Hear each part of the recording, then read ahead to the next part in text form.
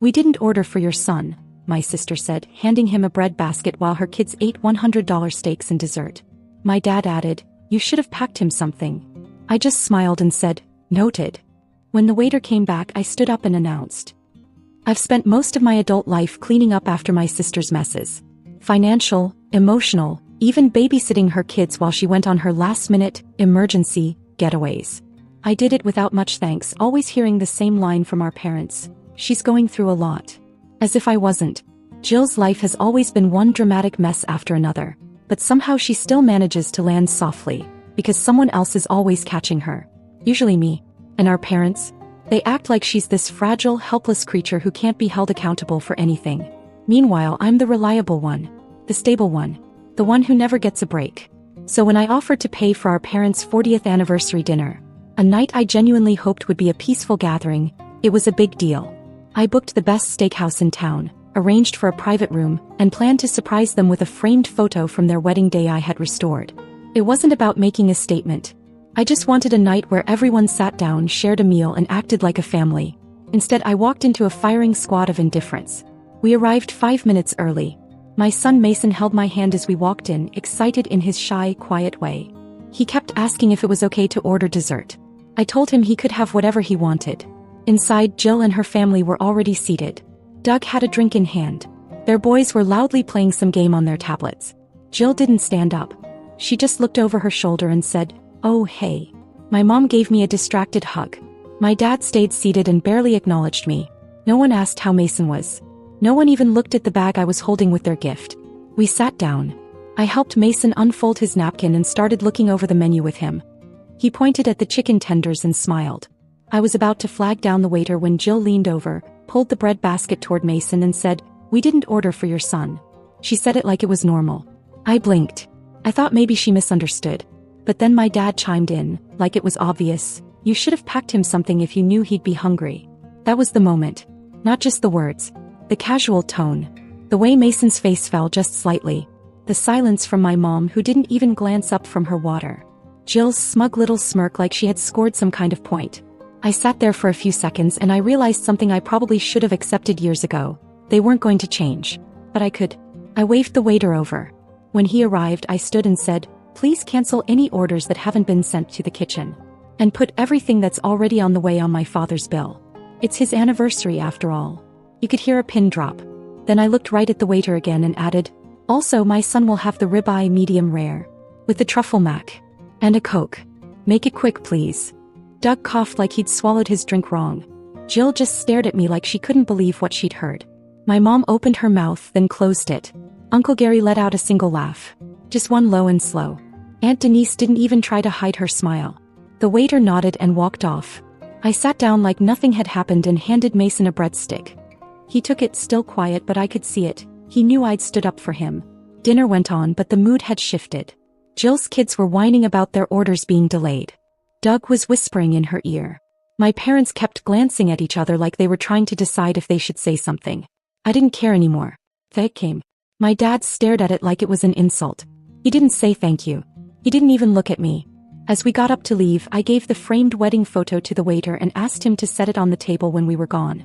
I grabbed Mason's hand. As we were walking out, I accidentally bumped into the dessert tray. A plate shattered. I didn't apologize. That night my phone blew up. Calls, texts, voicemails. All of them angry.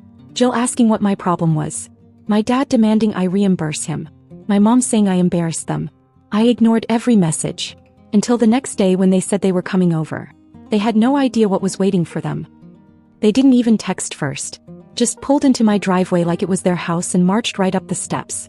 My parents and Jill. Doug was suspiciously absent. Probably smart on his part. He always seemed to vanish when real conversations needed to happen. Mason saw them through the window before I did. He didn't say anything, just looked up at me with that same tired expression I'd started to recognize in myself. I didn't panic. Didn't try to clean up the house or smooth things over. I just picked up the phone and called Uncle Gary. "They're here," I said. "We'll be there in 10, he replied. No questions. No drama. Just like always. I opened the front door before they could ring the bell. My mom walked in first like she was the one who owned the place. Jill followed, her arms folded, jaw tight. My dad was last, holding a manila envelope like it was some kind of contract I was about to be served. No one said hello. No one looked at Mason, who was sitting on the couch pretending to play on his Switch but listening to every word. Jill opened her mouth the second they were all inside. "You embarrassed the entire family last night." She said it like it was a fact.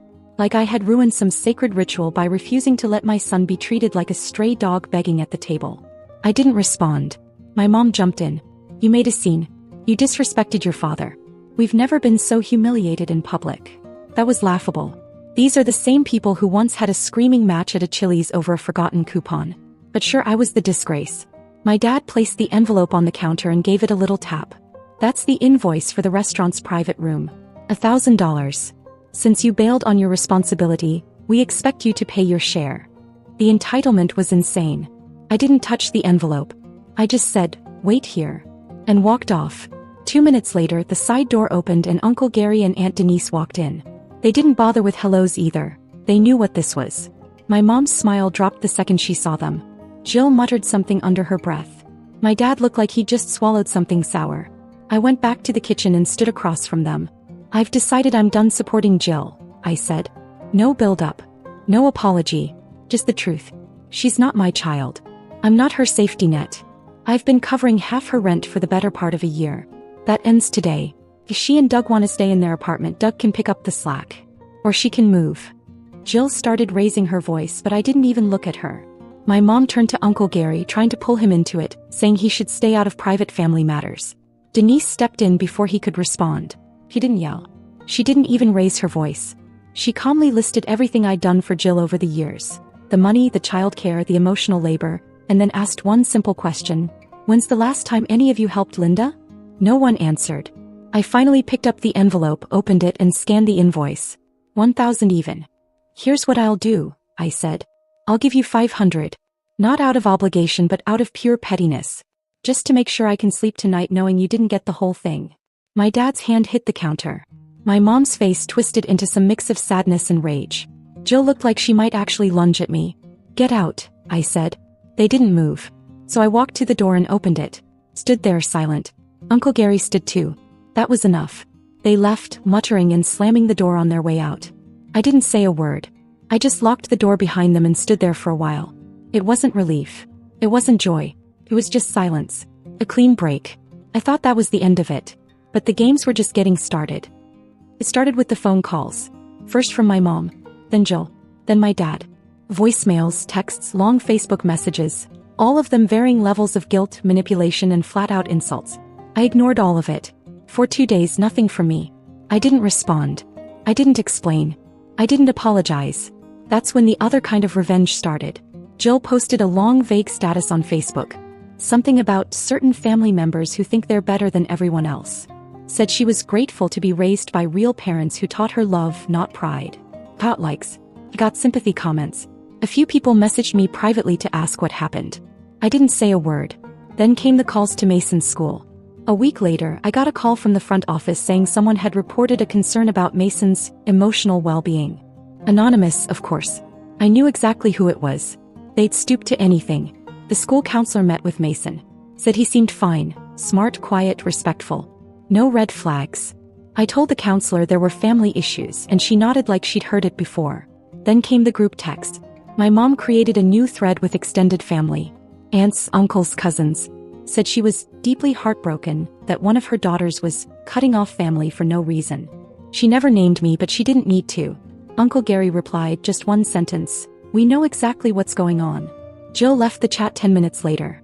Then out of nowhere, Doug called me. I didn't even have his number saved. I let it go to voicemail. He said he didn't agree with how everyone else was handling things, but wanted to stay neutral, and hoped this didn't mean we were cutting off the kids from each other. Like Mason was the problem. I didn't respond. I blocked his number. And then 10 days after the dinner, my dad showed up at my work.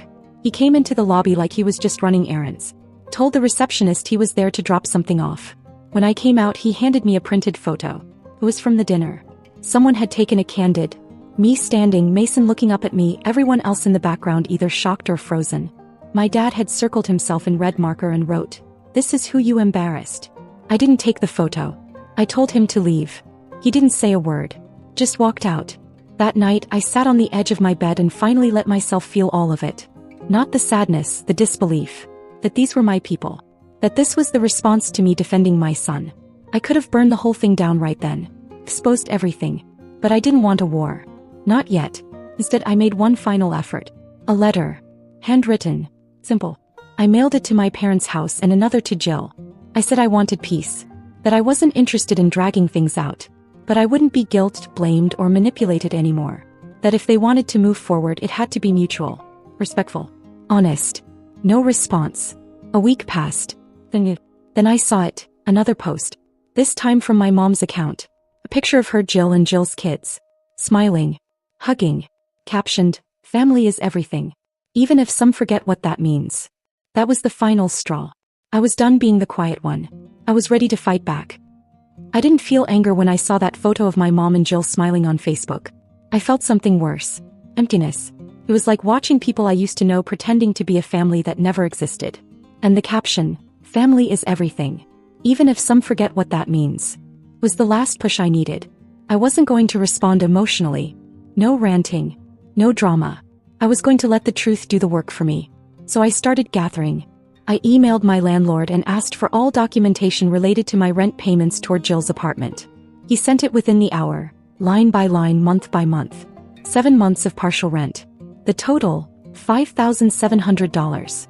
I printed it out, highlighted the payments, attached a short summary, and sent it to Jill in a flat manila envelope. No note. No message. Nothing extra. 12 minutes later, she texted me a screenshot of her Venmo balance. $34. And just 4 words, "Take me to court then." I didn't answer. Instead, I posted anonymously in a private parenting group I'm in. Real Moms, Real Stories. I asked, "Would you forgive your sister if she took money from you for 7 months, lied, and then publicly humiliated you for setting a boundary?" The responses were overwhelming. Hundreds of comments. Most were angry on my behalf. Some shared eerily similar stories. One woman even said, "I tried to forgive mine. I'm still cleaning up the mess she left behind." But what shook me came later that night. A woman I didn't recognize messaged me privately. She said she used to work with Jill at a digital marketing firm. Claimed Jill had made up a false HR complaint to get her demoted after a minor disagreement. She lost her job 3 months later. I didn't believe her at first, until she sent me a photo from a party. Jill, poolside, wine glass in hand, smiling in a designer dress. The timestamp was from that same weekend. Jill told me she was completely broke, because Doug had been rushed to the ER. She even asked me for money that day. And I sent her $200.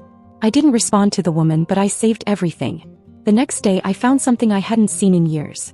While clearing space in the garage, I found an old box from my childhood. Inside were dusty photo albums, loose crayon drawings, and some birthday cards my mom had saved. At the bottom was an envelope that didn't belong. It was addressed to my dad. From my mom. The date was nearly 22 years ago. A week after Jill was born. It was handwritten. I wasn't supposed to see it. In the letter, she wrote about how tired she felt after the birth. How overwhelmed she was. But then it got darker. She said she didn't want another child. That she had been content with one. She called me, a surprise she wasn't ready for. And then came the part that stopped me cold. "I don't think I'll ever bond with this new baby. I feel like I'm faking it. I'm too tired to try." He was talking about me.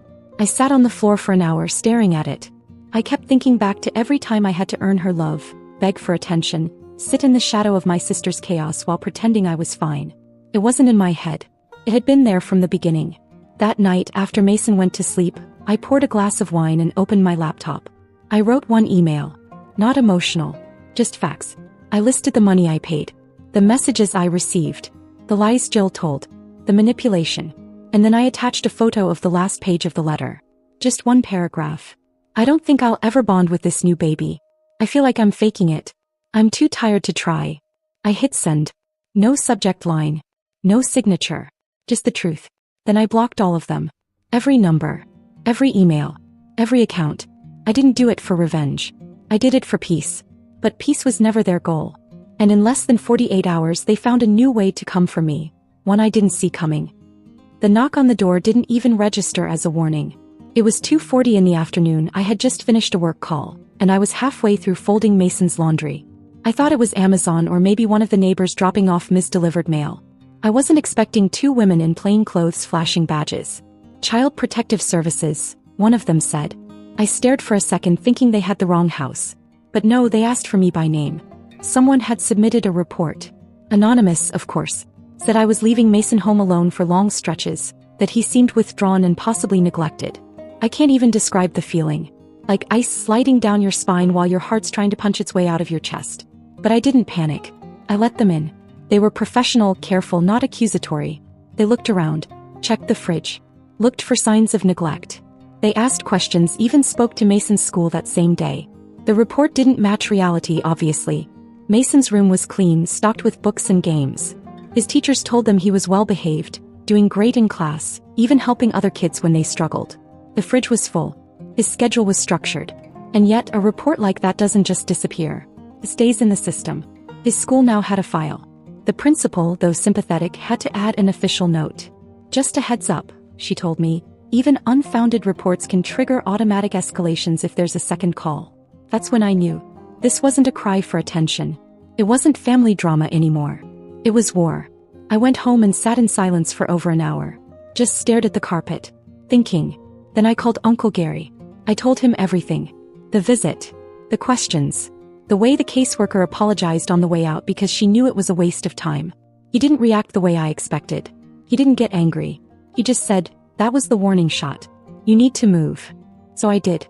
I pulled out the receipts, the rent statements, the Venmo screenshots, the party photos with Jill lounging poolside, sipping wine the same weekend she said Doug was in the year and begged me for help.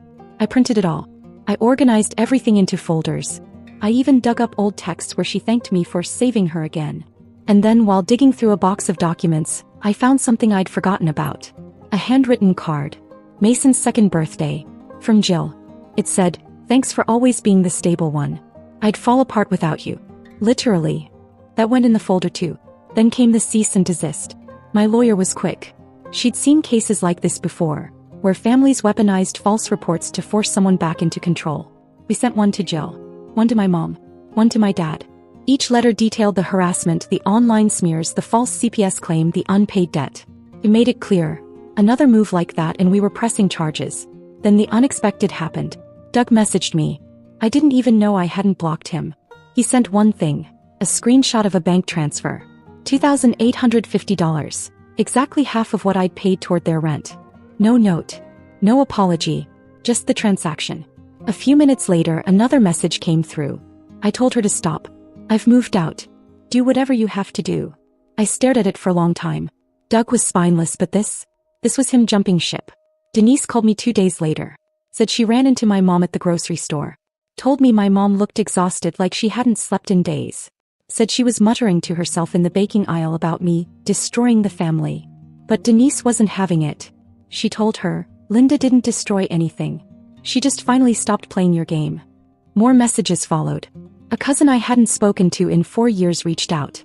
Said Jill had borrowed $600 from her 6 months ago, promised to pay it back in a week, then blocked her. She saw my name in the Facebook comments and put the pieces together. Another aunt said she once drove 2 hours to pick Jill up after a fight with Doug, and never even got a thank you. The more I pulled away, the more the stories came in. Turns out I wasn't the only one they had drained. I was just the last one to say enough. But it wasn't over. I was finally freer, so I thought. Until 2 weeks later, a letter arrived. Not from Jill. Not from my parents. From their attorney. And it said one sentence that made my stomach turn.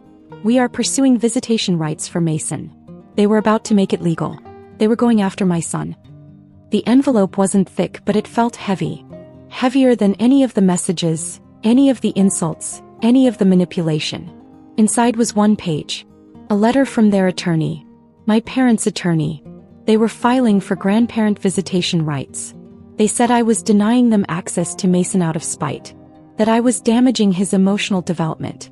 That I had abruptly and without cause severed all ties with his extended family. They had the nerve to say it was in Mason's best interest to see them. That's when I stopped feeling hurt. And started feeling dangerous. I called my lawyer immediately. She read it, paused, and said flatly, "They don't have a case. Arizona law's clear. They have no grounds." But she also said something else. "This isn't legal. It's personal. They're using the courts to scare you. To wear you down." And that's when it hit me. This wasn't about seeing Mason. They didn't care about his well-being. They'd ignored him at the dinner. Told me I should have packed him something. Handed him a bread basket while their kids' $800 steaks. This was about control. About reminding me that no matter how far I pulled away, they could still find a way in. That weekend I got everything in order. First, I filed a formal response through my attorney. We didn't just reject their claim, we attached evidence. Screenshots, messages, photos, receipts. The report from CPS that had been closed without findings. All of it. Next, I contacted Mason's school again and added formal documentation. I submitted a list of restricted individuals. My parents and Jill were now banned from all school access. No pickups. No volunteering. Nothing. Then I had the locks changed. I didn't stop there. I updated my living will. Denise and Uncle Gary were now the only ones with legal guardianship of Mason if anything ever happened to me. I gave them access to my legal documents, my bank accounts, everything. And finally, I made one last phone call. To a friend of mine who worked in social media moderation. I asked if it was possible to track the IP that had submitted the original CPS tip anonymously. She couldn't confirm much, but what she did say was enough. Let's just say it came from a familiar neighborhood. Jill. They tried to ruin me with CPS. That hadn't worked. So now they were trying to use the courts. But this wasn't a game I was going to lose. The night before the court filing was officially rejected, I wrote one last message. It wasn't sent through email. It was printed. I mailed it. One copy to my parents. One to Jill. This is what it said. This is the last time you'll hear from me. I gave you decades of chances. I helped you. I protected you. I stayed quiet. I played the part. You repaid me with betrayal, lies, and now, legal threats aimed at my child. You are no longer my family. If you try to contact me or Mason again, I will pursue a restraining order. If you show up at my door, I will call the police. If you ever attempt to involve yourself in my life again, I will make every detail public. We are done. For good. Then I blocked their numbers, blocked their emails, removed mutual contacts, and I erased them. Not out of anger, but survival. I thought I'd feel empty. I thought I'd grieve, but I didn't. I took Mason camping the next weekend. Just the two of us. No phones. No noise. Just trees, sky, and quiet. He toasted a marshmallow, grinned, and said, "You seem happier." I was. We were finally safe. Finally free. And no matter what came next, I knew one thing for certain. They were never getting back in.